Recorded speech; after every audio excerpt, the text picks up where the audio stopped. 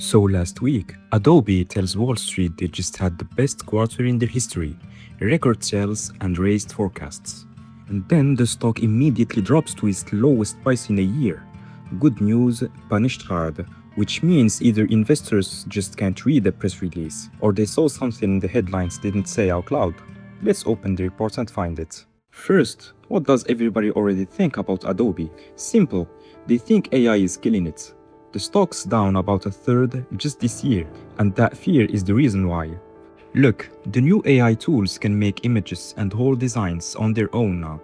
Back in April, Anthropic put one called Cloud Design. Canva keeps bolting on more, so investors panic. And the fear is that simple. Why keep paying for Photoshop when the free AI does it for you? So Wall Street's been treating Adobe like roadkill. AI is coming, and Adobe is standing in the road. Then the actual numbers land, and here's what's in them.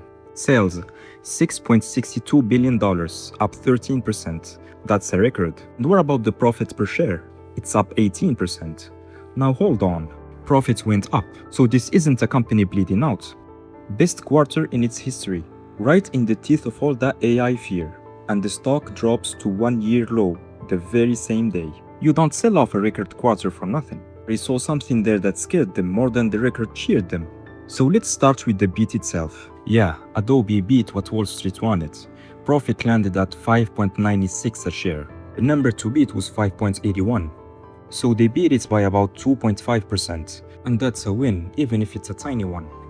And that's problem number one. Because for months, everyone's been told AI is going to turn Adobe into a monster. And when a stock's priced for a monster, a tiny win feels like a miss.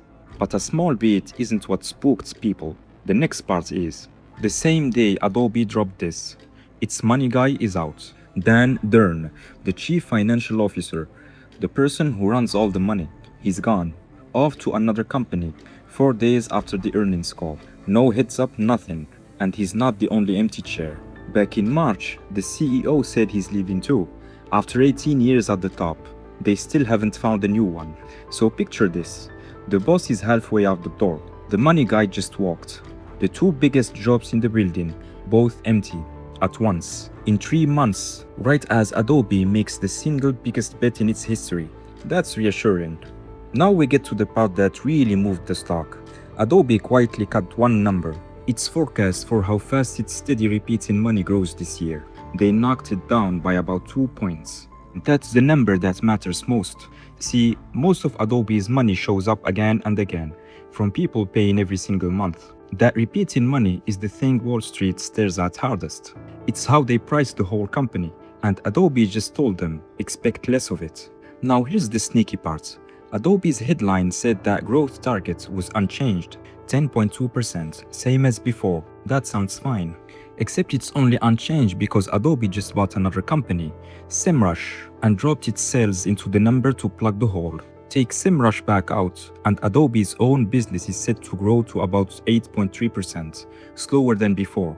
The headline said steady, the math said slowing. So why would a company choke its own growth on purpose? Adobe answered that one right on the call. They're giving their AI away free, and they're holding back price increases they'd already planned. So Adobe is picking slower growth on purpose right now. Their own word for it on the call was dampens. As in, yeah, this keeps our growth down for a while. But we still haven't hit the thing that the headline really didn't wanna say. Stay with me. So everything I've just walked you through, that's the symptoms. Here's the actual sickness underneath all of it. Adobe is spending a fortune to grow its AI. Slower sales, free products, thinner profit on every sale. All of it to win AI.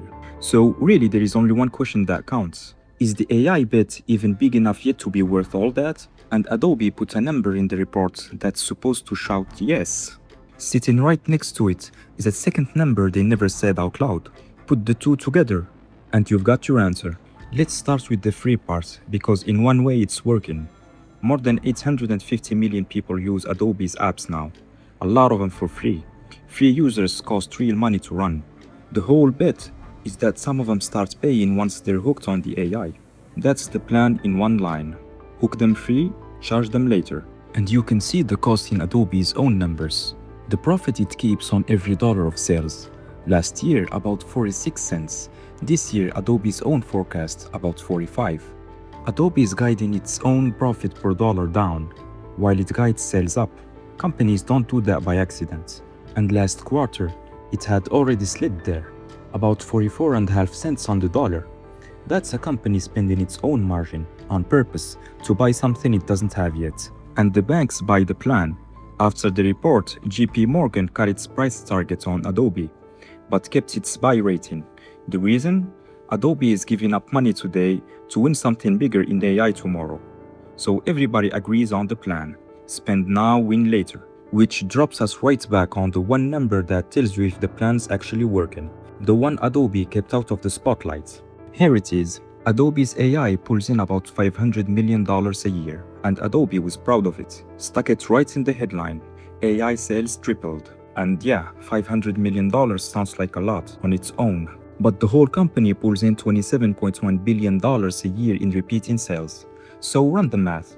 Adobe's AI is under 2% of the business, under 2 cents on every dollar, and Adobe reported both numbers.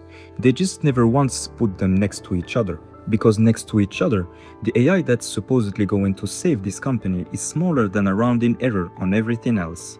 And don't just take it from me. Back in April, a Wall Street bank, Mizuho, cut its ratings on Adobe and made the exact same point. The AI is under 2% of sales. So here's what's really going on. The story you've been sold is that AI saves Adobe. But right now, the AI is tiny, and to grow it, Adobe is burning real money, giving it away free, choking its own growth, letting profits on every sales slip. So Wall Street isn't betting on a rescue. It's handing Adobe the bill, right now, for a bet it hasn't won yet. A record quarter doesn't change that. The bet was real. The bet is still just a bet. That right there is why good news got punished. So Adobe didn't have a bad quarter. It made an expensive choice, and Wall Street decided to charge it for that choice right up front. Here is the one thing to watch next. Adobe's next report lands around September, and management already warned you it's gonna look soft, on purpose.